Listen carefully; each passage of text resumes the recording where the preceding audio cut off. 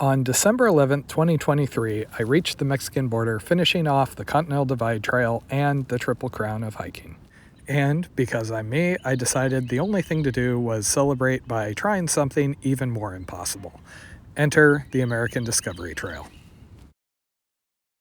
So after a very short 3-month soft trail spent back in Southern California, teaching the wilderness travel course, and making one quick trip down into Mexico to go diving with the hammerheads and the manta rays down in Socorro, we wrapped up the wilderness class on March 19th, and 2 days later I set out headed east for Delaware. This time, instead of just staying in the campgrounds in Orange County, we had rented a place out in a remote corner of Hemet, so we'd had time to go through all the gear. That did make it a little harder to leave. It was also hard leaving Jen, who still had to finish her school year in Southern California, but fortunately her spring break was going to start about 3 days after I began the trail, and she would be joining me for about a week.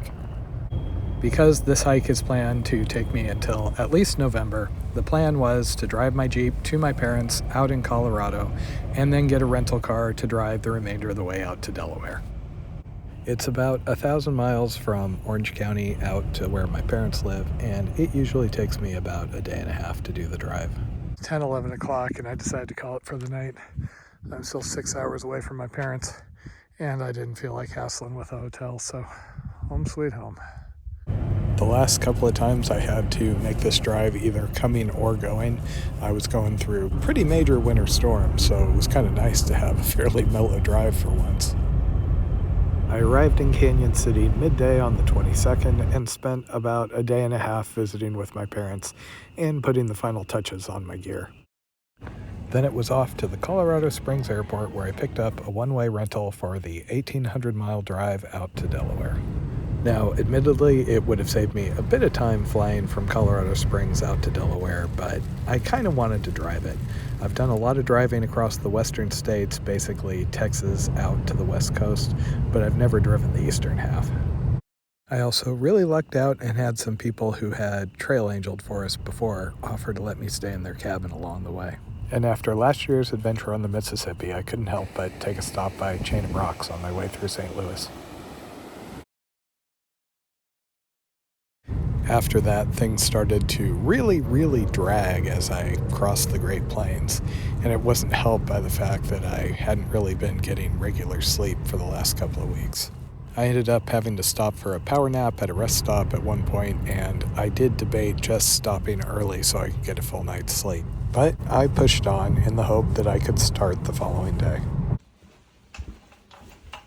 Made it to West Virginia somewhere. I'm going to make the Terminus today, though I may end up camping by it since it's taking me a little longer to do this horrendous drive. And of course, more weather. With a reasonable night's sleep and only about 400 miles to go, I was feeling a lot better. I did have a minor wrench thrown into my plans, as I'd been intending to drive through Baltimore, but a certain bridge collapse had happened, so I ended up routing over Chesapeake Bay.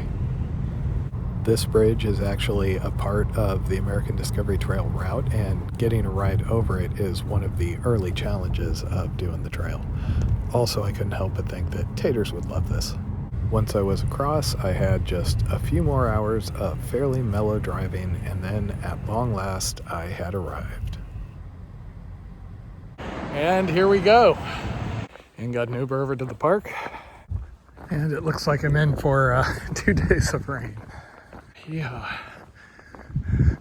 Well, I just got myself a campsite, $36, but I didn't feel like stealth camping. So this will be home sweet home for the night, and then in the morning I will walk down to the monument, touch the ocean, and get moving. If I move well, it looks like there are some other campgrounds I can get to.